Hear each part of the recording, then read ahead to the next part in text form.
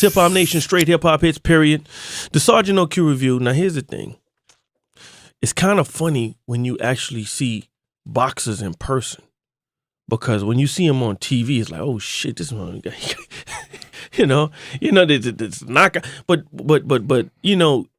to see, you a world champion who I'm introducing in a second in person, it's like, yo, you like me, you know what I'm saying? But goddamn, the power in your last fight against Frank Lundy showed me that, hey, listen, Hank Lundy, you ain't nothing to be played with, man. World champion Terrance Crawford is here. How you feeling? I'm feeling great. Now, here's the thing. What's the difference between super lightweight and junior welterweight? Nothing. It's just a title, right? No, it's the same weight class. So why in boxing, like we just can't get a unified terminology and like, hey, we were junior welterweights, or isn't it confusing? No, not at all. Not to you, because you're a boxer, goddamn it. I'm talking about to the general public. Yeah, it is just the name that one might preference better than the other, because it's still the same weight. Now, here's the reason why I like you. And some of the I'm not gonna say lesser profile guys, but the humble seeming folk. I'm from LaPlace, Louisiana. I don't know if you ever been to Louisiana, but I'm assuming that Louisiana is just like Nebraska, Omaha. Light poles and pine trees and pine trees. and high. But I actually was in Oklahoma, and a lot of folks from Nebraska commute back and forth to Oklahoma. Right. But it's just your demeanor. Do you feel as though your demeanor and your seemingly low key personality has snuck up on some people that take you for granted? Of course. Mm-hmm. Me being from Omaha, Nebraska, has given everybody a different look on Terrance Crawford when Terrance Crawford first was coming up in the rankings, because there's not a lot of champions coming from Omaha, Nebraska. So when a fighter would see with Omaha, Nebraska, they would kind of get like happy, like we was like more like a stepping stone. But what's crazy? When you look at the great champions, and rest in peace, Muhammad Ali. But a lot of us come from small towns, Louisville, Grand Rapids, Michigan. A lot of great Pensacola, Florida, with Roy Jones. A lot of people come from these small towns to these big platforms. You know what I'm saying? Don't you feel like that? Right. And so now you got the big fight with Viktor Postol. You guys have identical records. This is going to be your first pay-per-view fight. You're going to be in quote unquote Floyd's house. How you feel about that? Well, I feel great, especially to be fighting for a unification belt and to be fighting on pay-per-view and headlining at the MGM. I can't say no more about it. I'm just feeling blessed right now, and I'm looking to go out there and do tremendous things that night. Is there a nervousness to it now? Like, okay, this is not fighting in Omaha. This is the big. When it's all said and done, it don't matter where you at. You still gotta get in that square circle. It's like the Super Bowl of boxing for you. You still gotta fight. So how do you with your opponent Viktor Postol? He doesn't have the knockouts that you have. You got 28 wins, 20 knockouts. Damn, just 8 of your fights weren't knockouts. Is it a situation where you feel as though you could just walk up in there and just blow them out, or is it gonna be a crafty thing? Without giving away the secret sauce. Like what's your approach going into this fight with this guy? Just be me. That's my approach on each and every fight. Be me. Once I get in the groove and once I adjust to what I need to adjust to in the ring, I just be myself and everything else falls into place. Well, play some music and come back. Here's my thing. Every one of your fights, it feels as though that there's this emotional turning point, and it goes back to the Hank Lundy fight that scares me a little bit when you fight. Let's play some music and come back. Champion, junior welterweight or light. What?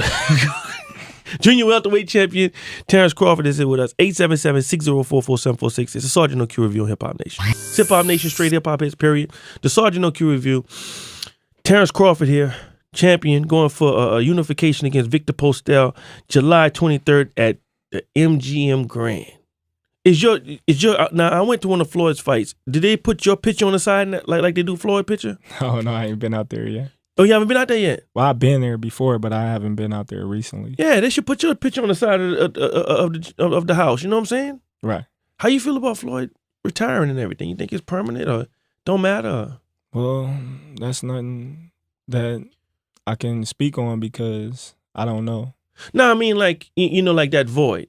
Regardless of how people feel, like that, with him leaving, from the next chapter, that void of boxing superstar, and you and a line of guys, that the world is watching can be potential, big names in the sport. But like, hey, when someone with that type of figure, leaves the sport, it has to. People have to feel like, oh, who's next? Do you feel like, hey, I can fill that void? Of course. That's what we all do it for. We don't just do it for the TTs and ha-has. We all want to be great. So to be great, we gotta do all the things that all the greats done, and it starts here. July 23rd, on my first pay-per-view, I gotta go out there and make a tremendous statement, and hopefully attract a lot of people to put a lot of time and interest in me. And your approach is kind of different. It feels like you just want your boxing to speak for itself, as opposed to all of the showmanship and all of the girls, the cars, the Maybachs, the juries. You just seem like, hey, focus on my boxing. Right. Yeah. That's what I do it for. I'm in the sport to box. Yeah. Not do all the other extra things. But I feel like that though, Terrence. Like a lot of it's you feel like a goddamn Marvin Hagler in like a smaller version of Marvin Hagler. You just want to come in and destroy, as opposed to everybody else with the flash and the pomp and the circumstances. Is there a pressure on you? Even from like companies or whatever. Hey man, you got to show more personality. You got to do you feel that pressure? Oh, you have more. Wear some jewelry. You have a lot of people that say, man, you need to talk stuff more. You need to go out there and do this and do that and do this. And I just tell them, like, that didn't get me where I am right now. Mm-hmm. So why change now? Yeah. 2 fights and that really just threw me off with you, because I'm gonna go back to the Hank Lundy fight. Were you so emotional? Because it just seemed like you just didn't like that motherfucker. Like right.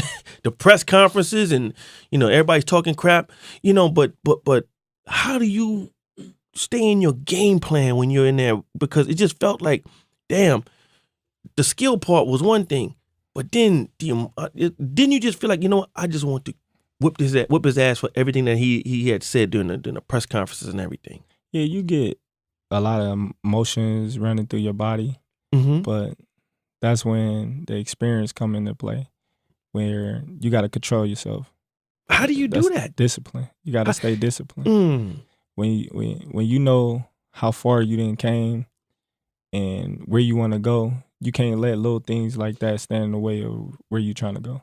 And I say that in terms of you stepping up with Victor Postol, July 23rd.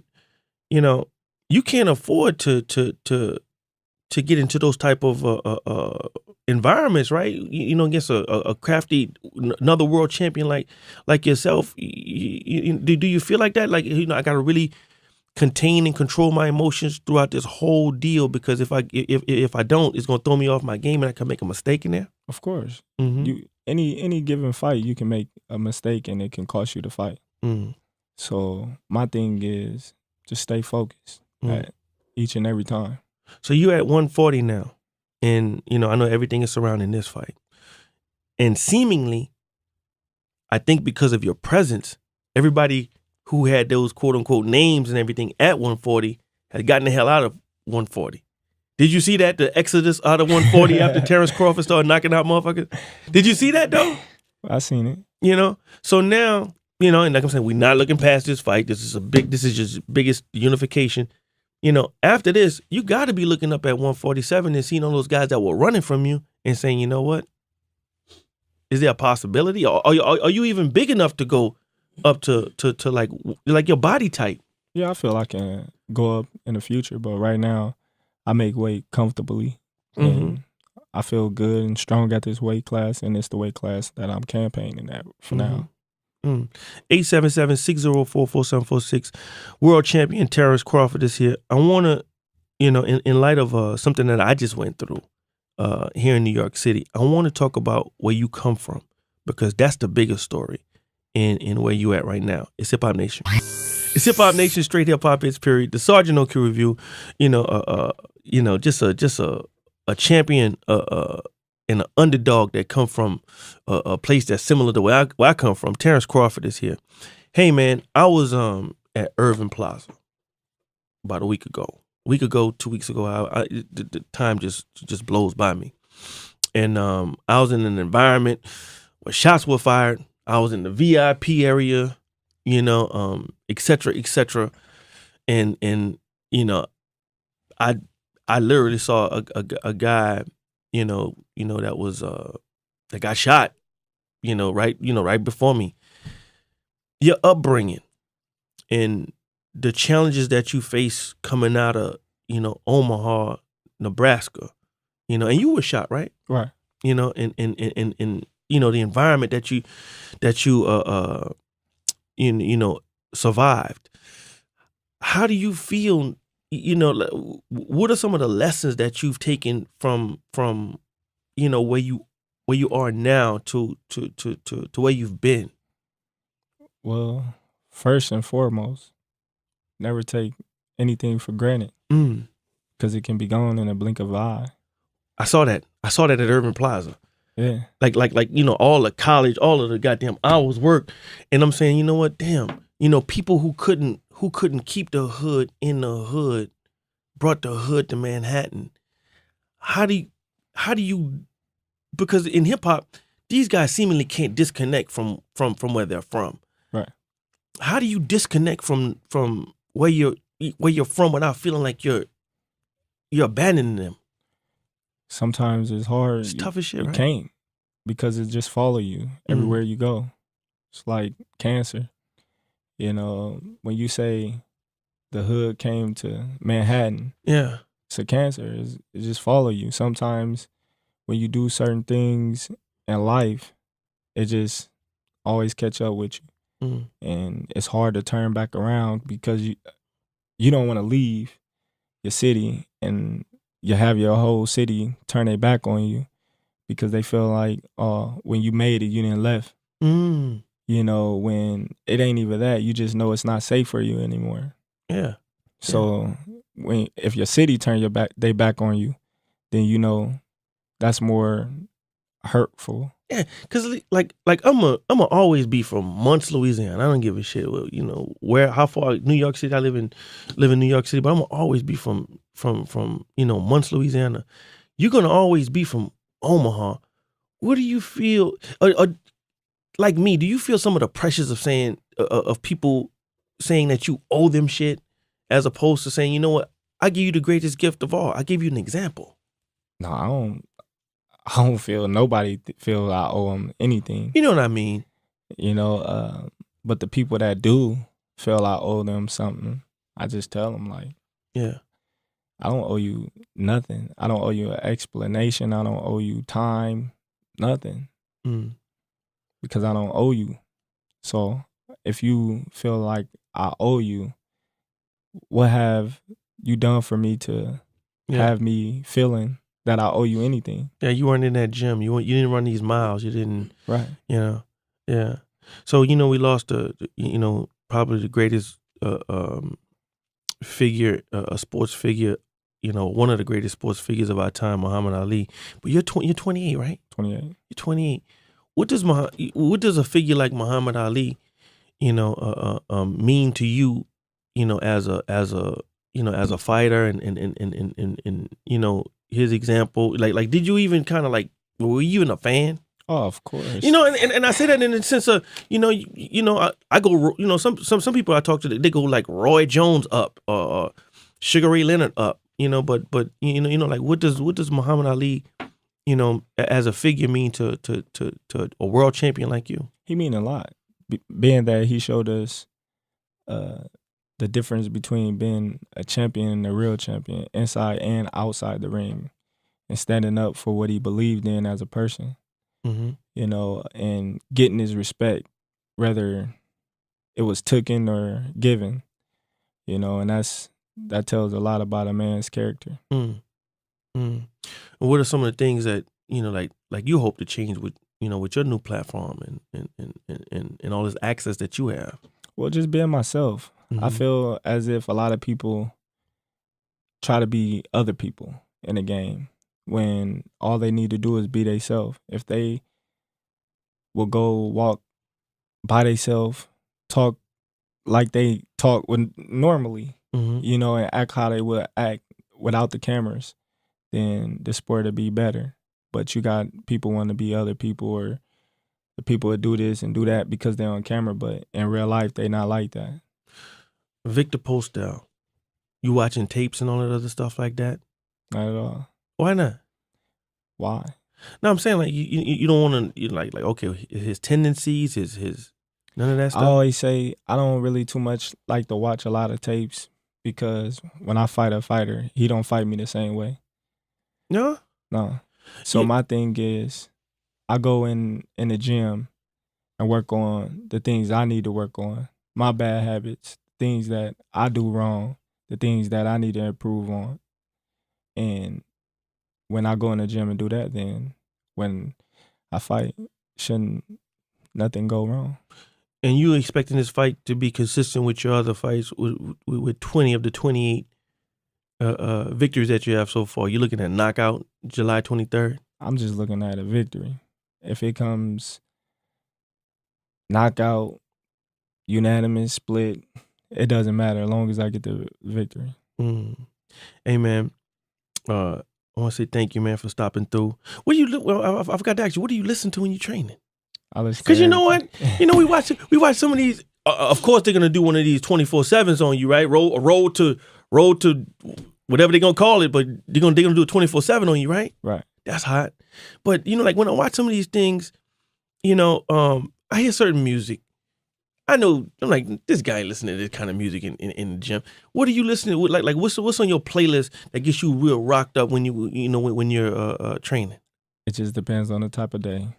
I can come in and listen to nothing but jazz. Jazz? I can come in and listen to R&B, old school, rap. It just depends. A little country. Because I'm telling you right now, when I do that 30 minutes on that treadmill, I need something real gangster. Now, I'm the softest of the soft, but I need that last 2 minutes on that treadmill after 30 minutes, I need something just high adrenaline. How many miles do you run a day? Just like 3. Oh, that's how I do. But my shit just don't. Hey, man, I just want to thank you for stopping through, man. And one of the best things about you when I watch your fight is that front row right by the ring. Your mother, your family, and everybody that's just overjoyed when you win, because it seems as though all those people have been on that journey with you. Right. And it's like the most it's like my mama, it's like graduation every time you fight. It's like my mom and them throwing the tassel in the air and shit like that, man. And I'm glad that you're staying grounded with your family and everybody around you. I wish you the best, man. July 23rd. Thank you. Big platform, pay-per-view, HBO play pay-per-view. Hip Hop Nation.